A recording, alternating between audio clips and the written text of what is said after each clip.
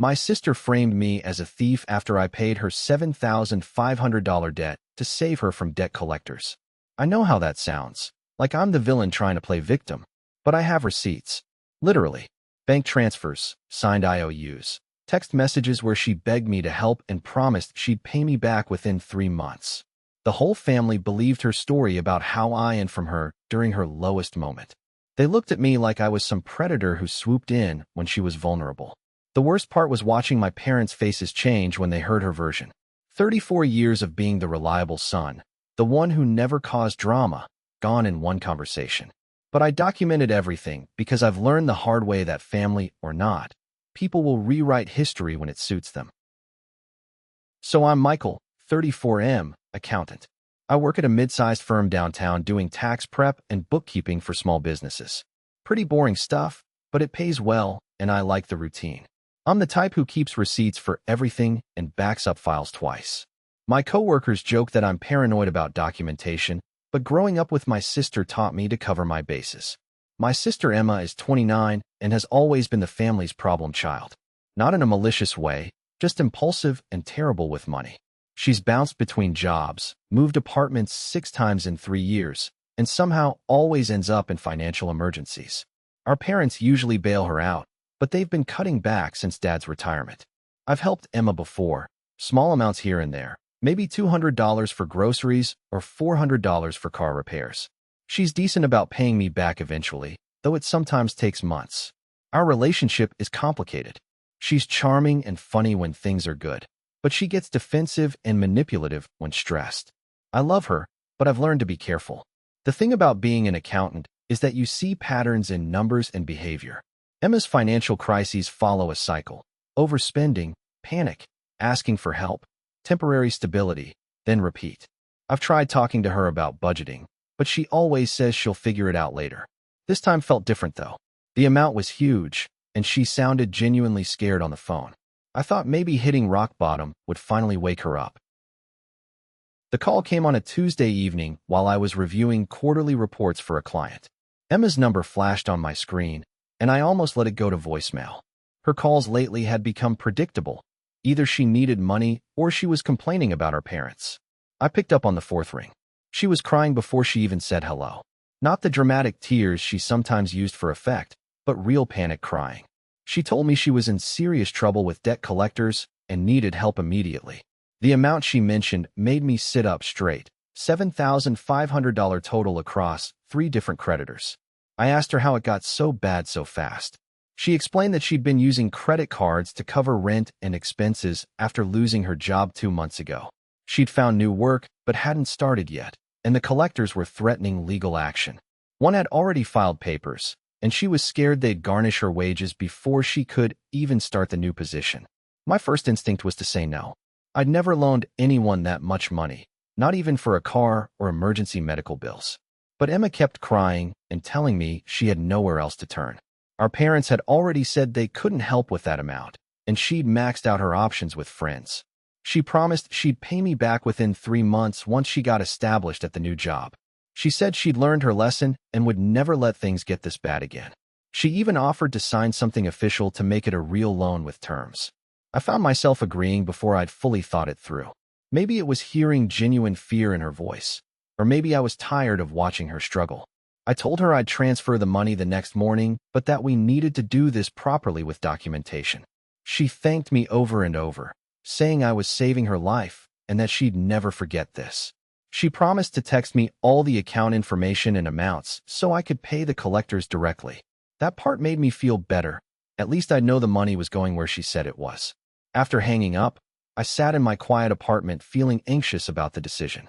$7,500 was a significant chunk of my savings, money I'd been setting aside for a house down payment. But Emma was family, and she sounded desperate in a way I'd never heard before. I spent the rest of the evening calculating how this would affect my finances. I could absorb the loss if she didn't pay me back, but it would delay my home buying plans by at least a year. I kept telling myself this was different. She had a job lined up and seemed genuinely committed to changing her patterns. The next morning, I woke up with that familiar knot in my stomach that comes with big financial decisions. I'd barely slept, running through scenarios in my head. But I'd committed to helping Emma, and backing out now would just make her situation worse. She'd texted me the details around midnight, 3 different creditors with specific amounts and account numbers. Everything looked legitimate when I researched the companies online. I appreciated that she'd been thorough with the information instead of just asking for a lump sum. At the bank, I set up the transfers to each creditor. The teller asked if I was sure about the large amounts going to collection agencies, which made me pause. I explained it was for a family member, and she nodded sympathetically. She'd probably seen this situation before. While processing the transfers, I made sure to request detailed confirmation receipts for each transaction. The bank printed out official transfer confirmations with all the reference numbers, amounts, and recipient information. I folded them carefully and put them in my wallet. Back at my apartment, I scanned the bank transfer confirmations and saved them in a folder on my computer labeled. I also created a simple spreadsheet tracking the total amount, transfer dates, and expected repayment timeline. It felt overly formal for a family loan, but my accounting background made me document everything automatically. The anxiety didn't go away after sending the money. If anything, it got worse. I kept thinking about all the times Emma had been casual about paying me back smaller amounts. What if she saw this as a gift rather than a loan? What if her new job didn't work out? I decided to text her asking for a written acknowledgement of the loan terms.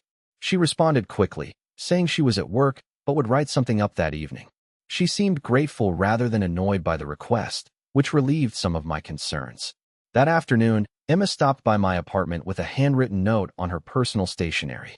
It was simple but clear. She acknowledged receiving $7,500 from me to pay off debt collectors and promised to repay the full amount within 3 months. She signed and dated it without any complaints. I made a copy of the signed IOU and put the original in my filing cabinet with other important documents. Emma seemed embarrassed but appreciative as she thanked me again. She said the collectors had already confirmed receiving the payments and that the legal threats had stopped. For a few days, I felt good about helping her. She texted updates about starting her new job and seemed motivated to get back on track. I started thinking maybe this would be the wake-up call that finally helped her develop better financial habits. The following Saturday was my cousin Jake's birthday party at my aunt's house. These family gatherings usually happen monthly, and I'd been looking forward to seeing everyone. Emma had mentioned she might not come because she was still adjusting to her new work schedule, but she showed up looking relaxed and happy. During dinner, my mom asked how Emma was settling into her new job. Emma launched into a positive update about her coworkers and responsibilities. She seemed genuinely excited about the work, which made me feel better about the loan. Maybe this really was her turning point. After dinner, I was helping clear dishes when I overheard Emma talking to our cousin Sarah in the living room. Sarah was asking about the debt collector situation Emma had mentioned at the last gathering. That's when I heard Emma say something that made me stop moving. She told Sarah that she'd managed to get the money together to pay off the collectors, but that it had been really difficult. Then she said something about how family members sometimes take advantage when you're vulnerable. She mentioned that someone had demanded she pay them $7,500 for helping her, like she was being charged interest or fees for family assistance. I couldn't believe what I was hearing. Sarah asked who would do something like that, and Emma got quiet and said she didn't want to cause family drama by naming names. But she made it sound like someone had exploited her desperate situation for profit. My stomach dropped. I realized she was talking about me, but twisting the story completely. I wasn't charging her anything. I'd loaned her the exact amount she needed with no interest or fees. The $7,500 was what I'd paid to the collectors on her behalf. I stood in the kitchen holding dirty plates, trying to process what I'd just heard. Part of me wanted to march into the living room and correct the story immediately. But causing a scene at Jake's birthday party would just make everything worse. Instead, I finished cleaning up and tried to act normal for the rest of the evening. But I kept catching Emma's eye across the room, and she'd look away quickly. She knew I'd heard her talking to Sarah. On the drive home, I kept replaying her words. She'd made it sound like I was some kind of loan shark who'd taken advantage of her crisis. The worst part was how she'd presented it, not directly accusing anyone, but planting seeds of doubt about my character. I realized I needed to be more careful about how this situation developed. If Emma was already reframing the story to make me look bad, things could get much worse when repayment time came around. 3 days later, my mom called and asked if I could come over for dinner. She said she wanted to talk about something important, and her tone made it clear this wasn't a casual invitation. I had a sinking feeling it was about Emma's version of events from the party. When I arrived at my parents' house, Emma was already there sitting at the kitchen table with Mom and Dad. She looked uncomfortable, which confirmed my suspicions about why I'd been summoned.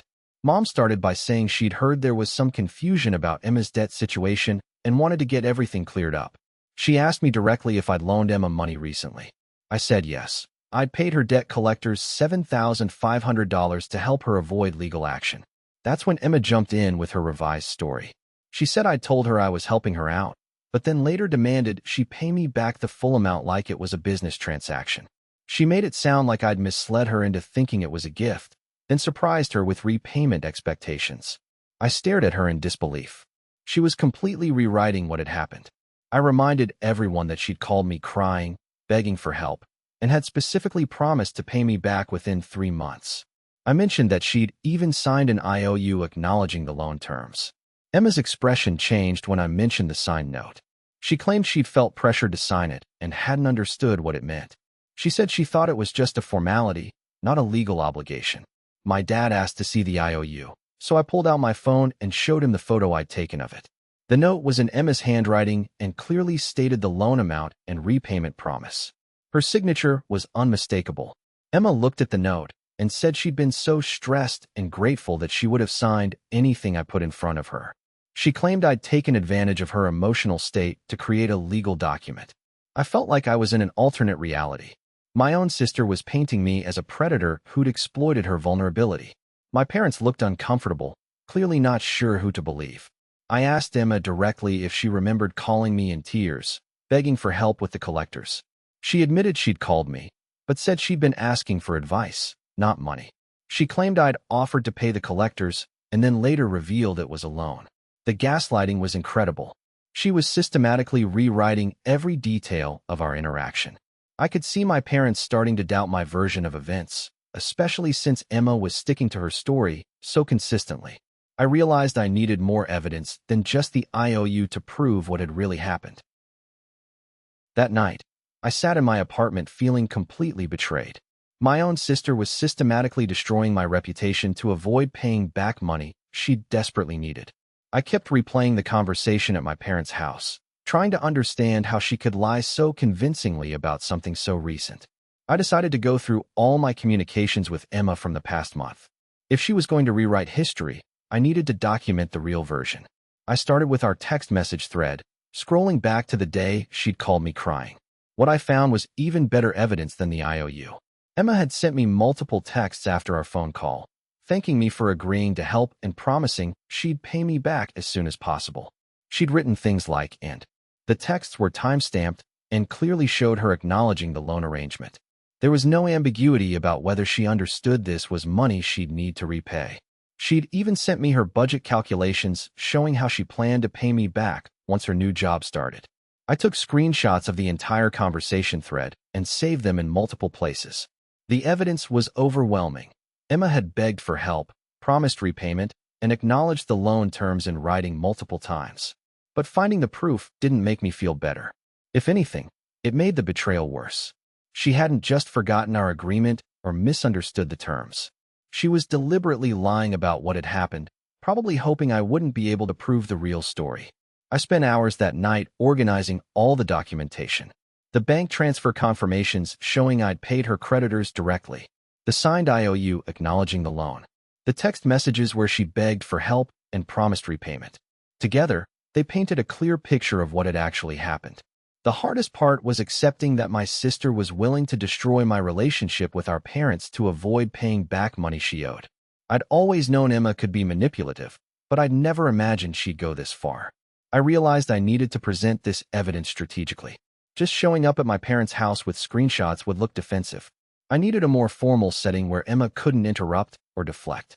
I decided to ask my parents if we could have a family meeting with someone neutral present, maybe my Uncle Tom, who'd always been good at mediating family disputes.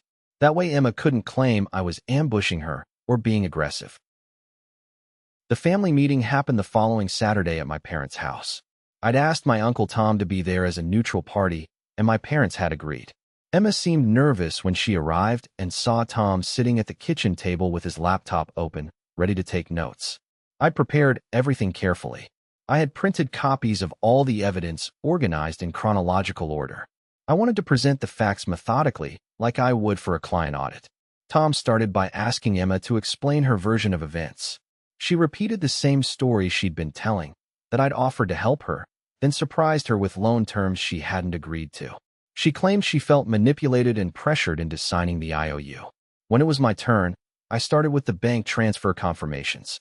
I showed everyone the official documents proving I'd paid $7,500 directly to 3 different debt collection agencies on the same day Emma had called me.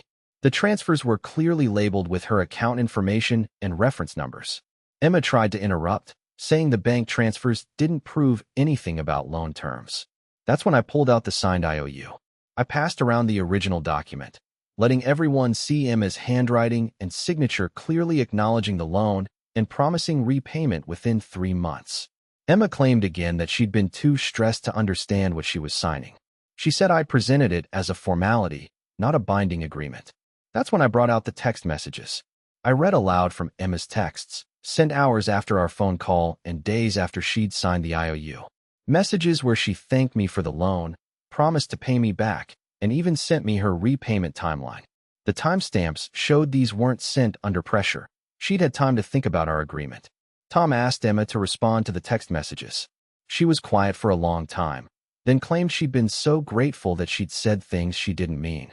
She insisted she'd never understood this was a real loan with real expectations. I pulled out more texts from the following week, where Emma had updated me on starting her new job and confirmed she was on track to begin repayments in a few months. These messages clearly showed ongoing acknowledgement of the loan arrangement. My parents looked uncomfortable as the evidence mounted. Dad asked Emma directly if she remembered sending those texts, and she admitted they were real but claimed she'd felt obligated to play along with what she thought I wanted to hear. Tom asked to see all the evidence together, the bank transfers, the IOU, and the text messages. He spent several minutes reviewing everything, then asked Emma if she had any documentation supporting her version of events. She didn't. The room got very quiet. Even Emma seemed to realize her story wasn't holding up against the documented evidence. Tom closed his laptop and looked around the table. He said that based on the evidence, it was clear that a legitimate loan agreement had been made and acknowledged multiple times by both parties. He noted that Emma had not only signed a written acknowledgement, but had also confirmed the arrangement in numerous text messages over several days. My parents looked embarrassed. Mom apologized to me for doubting my version of events. She said they'd been confused by Emma's claims and hadn't realized there was so much documentation. Emma sat quietly, staring at the table. When Tom asked if she wanted to respond to the evidence, she just shook her head. She looked defeated, but I didn't feel victorious. I felt sad that it had come to this. Dad asked Emma directly if she intended to honor the loan agreement. She said she didn't have the money right now and wasn't sure when she'd be able to pay it back. She claimed her new job wasn't paying as much as she'd expected. I told everyone that I'd never demanded immediate repayment or charged interest. I'd simply expected Emma to honor the agreement she'd made.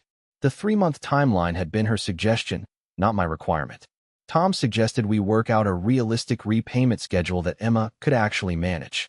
He recommended monthly payments of $250, which would pay off the loan in about 2.5 years. Emma said she could probably handle that amount, but I found myself hesitating. The money wasn't really the issue anymore.